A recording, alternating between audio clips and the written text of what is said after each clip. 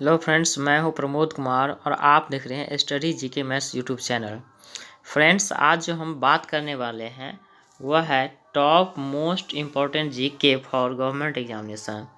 जो भी आप कोई भी सरकारी नौकरी की तैयारी करते हैं आप, तो उसमें जो सबसे मोस्ट इम्पॉर्टेंट क्वेश्चन आता है उसी क्वेश्चन को मैं इसमें संग्रह किया हूँ। सो दोस्तों, देखना नहीं भूलेंगे और हमारे चैनल से जुड़े रहेंगे। इसमें सबसे मोस्ट इम्पॉर्टेंट प्रश्नों का संग्रह मिलेगा जो एग्ज़ाम में पूछा गया है और कितना बार भी रिपीट हुआ है। तो दोस्तों, लेट नहीं करते हुए हम लोग बढ़ते हैं क्वेश्चन की तरफ। सो देखें, क्वेश्चन फर्स्ट है कि प्रकाश वर्ष इकाई है। प्रकाश वर्ष किसका इकाई है? दोस्तों, आंसर होगा दूरी का। किसका होगा? दूरी का। जैसे कि आपको मैं बता दूं कि जैसे दूरी की इकाई जो है, किस तरह का दूरी की इकाई है, तो ये तारों के बीच की दूरी को मापते हैं। और एक हम लोग सिंपल दूरी जो देखते हैं वह दूरी क्या होता है, किलोमीटर मीटर में मापा जाता है। नेक्स्ट जो है, कहता है भौतिक संतुलन कार्य करता है। किस पर कार्य करता है? आंसर होगा संवेग के संरक्षण के सिद्धांत पर। पिंड का भार शून्य नहीं होगा। कहाँ नहीं होगा? तो पृथ्वी के केंद्र पर नहीं होगा।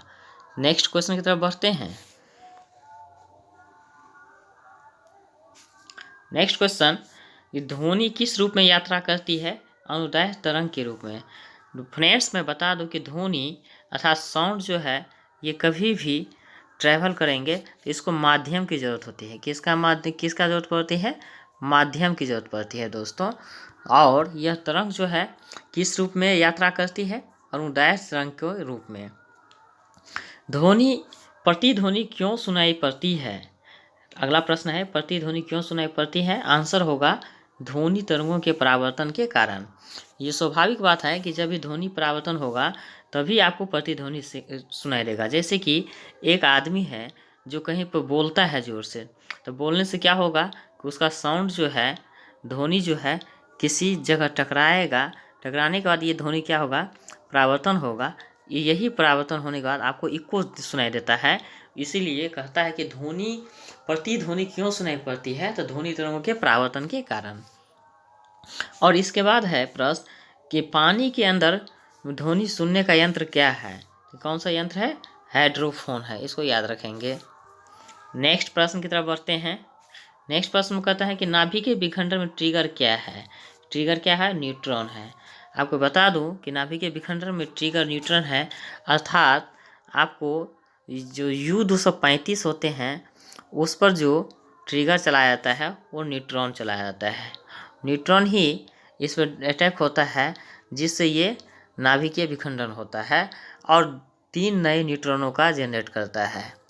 तो ये 3 न्यूट्रॉन को जनरेट करता है। ये नाभिक 2 बड़े नाभिकों में विभक्त हो जाते हैं, विखंडित हो जाते हैं। यानी इसको विखंडन करने के लिए न्यूट्रॉन की आवश्यकता होती है। अब है कि कौन सा जीव मिट्टी की उर्वरता को बनाए रखता है? कौन सा जीव है? केचुआ। याद रखेंगे। नेक्स्ट है कि कहता है कि किस अम्ल की उपस्थिति हमारे पेट में होती है? कौन सी अम्ल की उपस्थिति होती है हमारे पेट में? हाइड्रोक्लोरिक अम्ल की उपस्थिति होती है हमारे पेट में। वीवीआई रहेगा क्वेश्चन, ये भी आप याद रखेंगे। नेक्स्ट प्रश्न है, रेडियोधर्मी तत्व कितने प्रकार के किरणें छोड़ते हैं? कितने प्रकार की किरणें छोड़ती हैं? 3 प्रकार का। वो किरणें क्या है? अल्फा है, बीटा है और गामा है। ये 3 प्रकार के किरणें छोड़ते हैं। साबुन या डिटर्जेंट का घोल होता है, क्या होता है? अम्लीय होता है। कर है अगला में प्रश्न में, पेनिसिलिन की खोज किसके द्वारा की गई? आंसर होगा अलेक्जेंडर फ्लेमिंग। मोस्ट इंपॉर्टेंट प्रश्न, ये कई बार एग्जामों में देखा गया है, सो उसको याद रखेंगे। नेक्स्ट प्रश्न की तरफ बढ़ते हैं फ्रेंड्स।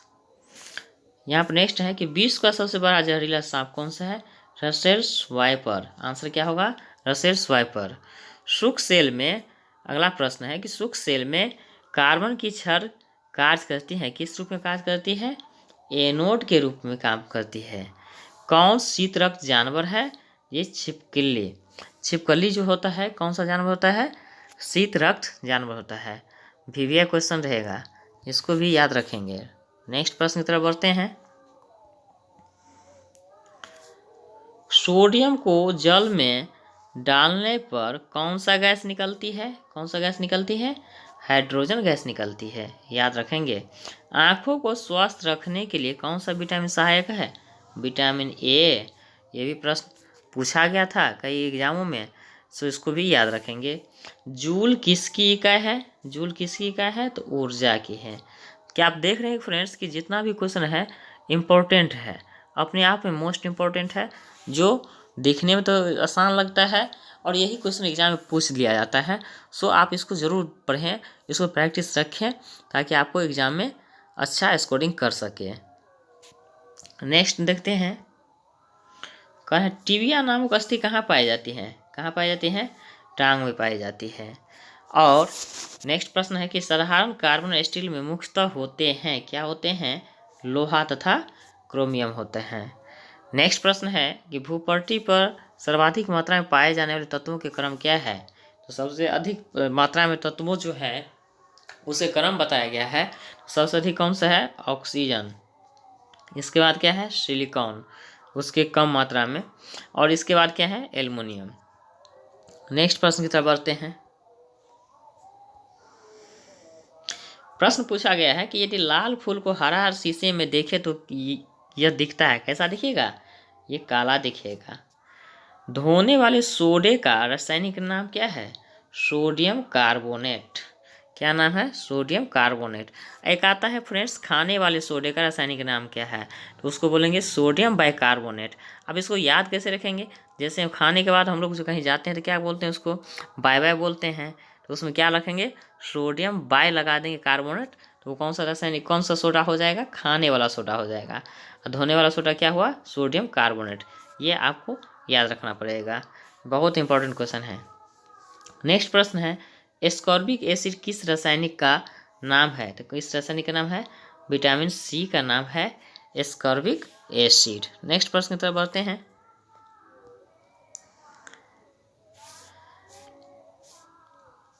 मलेरिया द्वारा प्रभावित अंग क्या कौन सा होता है? पलिया होता है। दोस्तों, अगर आप हमारे स्टडी जी के मैथ्स यूट्यूब चैनल पर नए हैं तो चैनल को सब्सक्राइब जरूर करें और बेल आइकन जरूर दबाएं, एक लाइक जरूर करें, क्योंकि दोस्तों आप लोगों के लिए मैं जितना भी क्वेश्चन लेकर आता हूँ वेरी इंपॉर्टेंट क्वेश्चन लेकर आता हूँ, जो रिपीट किया हुआ प्रश्न होता है और परीक्षा एग्जामों में बार बार आते रहता है, वही प्रश्न आप लोगों के बीच संग्रह करता हूँ और इतने सारे मेहनत करता हूँ। सो एक चैनल को लाइक करना, सब्सक्राइब करना न भूलें ताकि आपको नेक्स्ट वीडियो सबसे पहले आपके पास पहुँच जाए। चलिए नेक्स्ट प्रश्न की तरफ बढ़ते हैं। मिल्क ऑफ मैग्नीशिया का उपयोग किस रूप में होता है? अम्लरोधी पदार्थ के रूप में। दांतों में क्या होता है? आंसर होगा कैल्शियम होता है, याद रखेंगे। नेक्स्ट प्रश्न है, कह रहा यदि कोई व्यक्ति दूर वस्तु को देखने में सक्षम नहीं है तो किस रोग से ग्रस्त है? मायोपिया।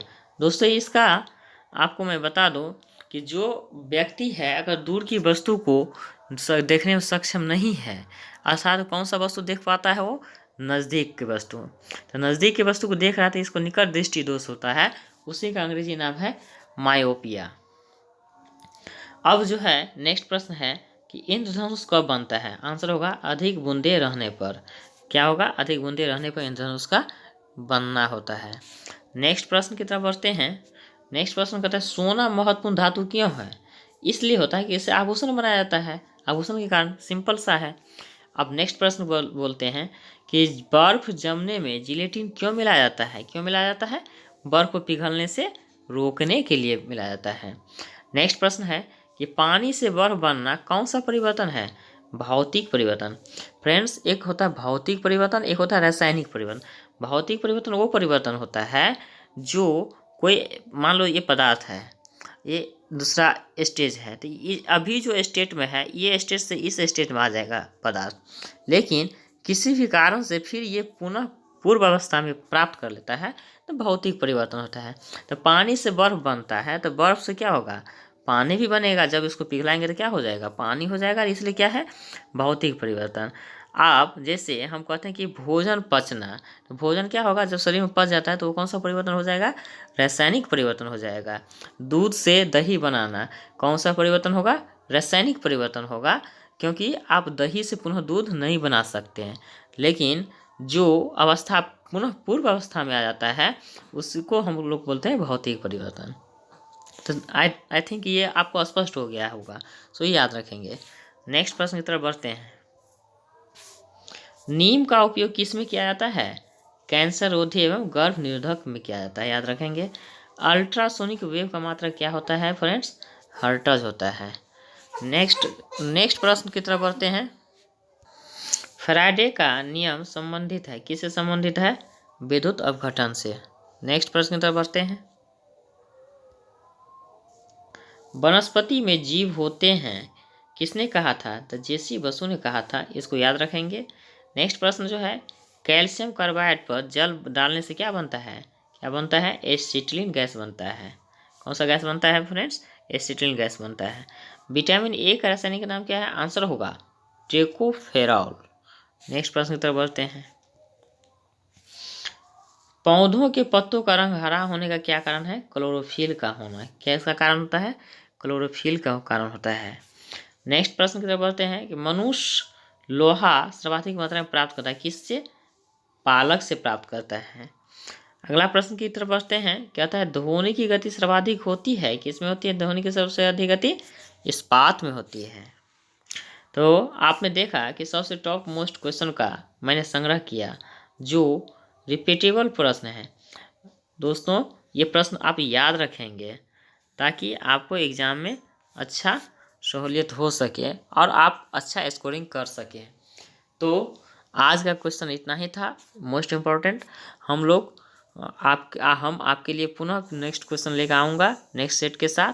तब तक के लिए थैंक यू, बाय बाय।